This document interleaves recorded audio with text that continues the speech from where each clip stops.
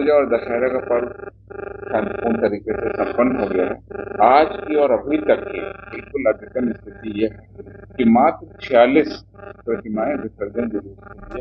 बेगूसराय जिले में जो घटना हुई थी उसमें छापामारी के दौरान अब तक कुल 11 लोगों को गिरफ्तार किया गया।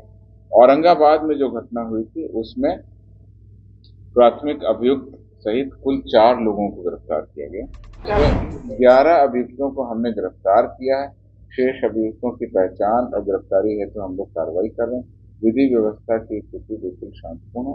अब हम लोग आगे अनुसंधान के बाद चार्जशीट करेंगे और विषय जिन पर आज आपसे वार्ता करेंगे। सबसे पहले जो हाल के दिनों में घटनाएं हुई उसके बारे में महत्वपूर्ण उपलब्धियां और तीसरी महिला हेल्प डेस्क की अद्यतन महिलाओं के लिए हम किस तरह से सुरक्षित, सुलभ और सहयोगपूर्ण वातावरण बना रहे हैं प्रत्येक थाने में, उसके बारे में आपसे बात करेंगे। सबसे पहले जो हाल के दिनों में घटनाएं हुई हैं पुलिस के द्वारा कार्रवाई की गई है उसके बारे में आपको बताते हैं। जैसा कि आपको पिछली प्रेस कॉन्फ्रेंस में बताया गया था, दुर्गा पूजा और दशहरा का पर्व शांतिपूर्ण तरीके से संपन्न हो गया है। आज की और अभी तक की बिल्कुल अद्यतन स्थिति यह है कि मात्र 46 प्रतिमाएं विसर्जन जरूर लंबित रह गई और इस प्रकार से 15,312 जो प्रतिमाएं स्थापित हुई थी उसमें से 99.7% का विसर्जन हो गया। मात्र 46 है और वो भी समय और पिछली परंपरा के अनुसार शीघ्र विसर्जित होंगे, इसके बारे में आपको अवगत कराएं।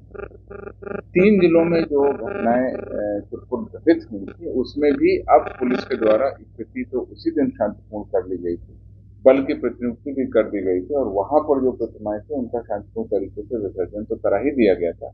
अब पुलिस के द्वारा अनुसंधान करके जो कांड दर्ज किया गया उसमें हम लोगों ने गिरफ्तारी की है, जिसके बारे में आपको बताते हैं।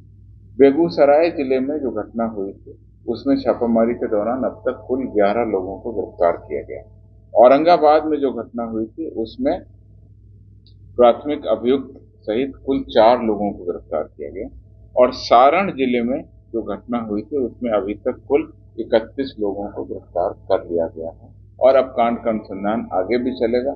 जिन लोगों ने जरा भी शरारतपूर्ण कार्रवाई या असामाजिक तत्व जो भी घटनाओं में शामिल थे उसको चिन्हित करके हम कार्रवाई करेंगे, जैसा कि प्रेस कॉन्फ्रेंस में हमने आपको पहले भी बताया।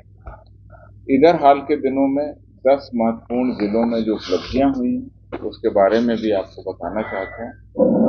शेखपुरा के बाऊघाट थाना अंतर्गत भारी मात्रा में विभिन्न बोर के 3,210 राउंड जिंदा कारतूस के साथ एक मोटरसाइकिल सहित एक अपराधकर्मी रोशन सिंह को गिरफ्तार किया। मुझे स्मरण है पिछले प्रेस कॉन्फ्रेंस में कुछ लोगों ने कहा था कि सर अवैध हथियारों पर तो आप बहुत सारी उपलब्धि कर रहे हैं और बहुत मिनीगन फैक्ट्री का उद्भेदन कर रहे हैं, कारतूसों के बारे में कुछ नहीं कार्रवाई हो रही है। तो मैं खाली उसी क्रम में आपको जानकारी दे दूं कि हमारी टीमें लगातार कार्रवाई करती हैं और गुप्त सूचना का ही नतीजा है कि अब 3,210 जिंदा कारतूस को बरामद किया गया है। इसका गंभीर अनुसंधान, ठोस अनुसंधान हम लोग कराएंगे और ये पता करेंगे कि ये कारतूस कहाँ से तस्करों के पास पहुंचे। समस्तीपुर के उजियारपुर में जिले के टॉप 10 अपराध कर्मियों में शामिल अर्जुन दास उर्फ करिया उर्फ कल्लू को गिरफ्तार किया गया है। यह लूट की योजना बना रहा है।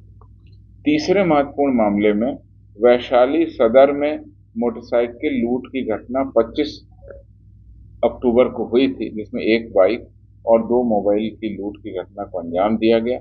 इस अनुसंधान के क्रम में 4-5 दिनों के अंदर ही हम लोगों ने 4 अपराध कर्मियों रविंदर राय, विशाल कुमार, कृष्ण कुमार, लखिंदर कुमार को गिरफ्तार किया गया। 2 देशी कट्टा, 4 जिंदा कारतूस भी बरामद किए गए और लूटी हुई बाइक को भी हमने बरामद कर लिया। ये वैशाली सदर के उपलब्धि। चौथे मामले में नालंदा के परवलपुर थाना अंतर्गत 27 और 28 की रात्रि में एक टाटा 407 एक मोटरसाइकिल पर सवार 2 व्यक्तियों की जब तलाशी ली गई तो उसमें अवैध कट्टा कारतूस तो बरामद हुआ गया और जब उनसे आगे पूछताछ की गई तो पता चला कि ये जो 407 है ये भी चोरी की। तो इस क्रम में उनसे गिरफ्तारी करके आगे पूछताछ की जा रही है और इसमें और किसी बड़े अपराध कर्मी गिरोह का अगर हाथ है तो वो भी हम लोग उद्भेदन करेंगे। 5वें मामले में बेगूसराय के एफसीआई में अपराध की योजना बनाते हुए 2 अपराध कर्मियों को अवैध आग्नेयास्त्र के साथ पुलिस ने गिरफ्तार किया और किसी भी इस तरह की संभावित जो घटना हो सकती थी उसकी रोकथाम की गई। 6वें मामले में नौगछिया के खरीक थाना में अवैध मिनीगन फैक्ट्री का हमने उद्भेदन किया, जिसमें 25 अगस्त को छापामारी और तलाशी के क्रम में 4 अभियुक्तों को एक देशी लोडेड पिस्तौल और भारी मात्रा में अर्धनिर्मित हथियार अवैध बनाने के उपकरण के साथ गिरफ्तार किया। 7वें मामले में समस्तीपुर रोसड़ा थाने में जो घटना हुई थी 10 दिन पूर्व, जिसमें 2 सगे भाइयों को गोली मारी गई थी, हत्याकांड हुआ था। इस पूरी घटना में संलिप्त 2 अपराध कर्मियों मनीष कुमार और रोहित कुमार उर्फ बुच्चा को 2 पिस्तौल, 5 जिंदा कारतूस, घटना में प्रयुक्त अपाची मोटरसाइकिल, हेलमेट, प्रयुक्त की गई टोपी और 3 खोखा के साथ गिरफ्तार कर लिया गया। इस प्रकार से इस दोहरे हत्याकांड के मामले का हमने उद्भेदन किया, एनालाइज कर रहे हैं और अभी अगस्त तक का आंकड़ा है। जैसे ही हमारे पास में दिसंबर तक के आंकड़े आ जाएंगे, हम लोग इसको और रिफाइन करेंगे और लगातार हम महिलाओं की ट्रेनिंग, अपनी कर्मियों की ट्रेनिंग कर रहे हैं। पुलिस में भी आपने देखा बहुत सारी महिलाएं आ रही हैं, तो उनको नेचुरली महिला हेल्प डेस्क में हम रिक्रूट करके महिलाओं के द्वारा महिलाओं की सहायता के लिए हेल्प डेस्क का जो हमारा नया प्रयोग है, हम चाहते हैं कि प्रेस के माध्यम से आप इसको हाईलाइट करें और इसकी जागरूकता को भी फैलाएं। बेगूसराय में जो दंगा हुआ था उसमें क्या अब तक पाया गया? बेगूसराय में जो दंगा हुआ उसमें क्या पूरा मामला से क्या खुलकर सामने आया? देखिए, अनुसंधान की बारीकियां प्रेस कॉन्फ्रेंस में न तो साझा की जा सकती है, न ही उस विस्तृत विवरण में हमारे पास। आपको इतना हमने बता दिया कि उसमें 11 अभियुक्तों को हमने गिरफ्तार किया है। शेष अभियुक्तों की पहचान और गिरफ्तारी है तो हम लोग कार्रवाई कर रहे हैं। विधि व्यवस्था की स्थिति बिल्कुल शांतिपूर्ण है। अब हम लोग आगे अनुसंधान के बाद चार्जशीट करेंगे और भी कोई अगर प्रेस के बताने लायक कोई मामला है तो जिला पुलिस अधीक्षक भागलपुर में भी मामला है, उसमें क्या? अभी हमने 3 मामले आपके सामने रखे हैं, बाकी कहीं पर भी कोई विधि व्यवस्था की समस्या नहीं है। सभी जगह स्थिति शांतिपूर्ण है। जैसा आपको हमने बताया 99.7% मूर्तियों का विसर्जन हो गया और अब आगे आने वाले पर्व त्योहार जिसमें कि संकलन करने के बाद आपके पास वहाँ पर पता चला था कि फायरिंग मिली है और उसी का संकलन करने के लिए, लेकिन अभी तक ये आप प्रेस कॉन्फ्रेंस से अगर आधे घंटे पहले बता देते तो मैं आपको सूचना देता कि क्या पुलिस के द्वारा कार्रवाई की। आपने जो बताया उस पर हम लोग संज्ञान ले करके जो उचित कार्रवाई। केरल में जो प्रार्थना सभा में घटना घटी है उसको लेकर देश के विभिन्न राज्यों में हाई अलर्ट जारी किए गए हैं। बिहार में भी आगामी पर्व त्योहार है, तो क्या बिहार को हाई अलर्ट रहता है? हम लोग हमेशा अलर्ट में रहते हैं। अभी तो जो पहले कर दो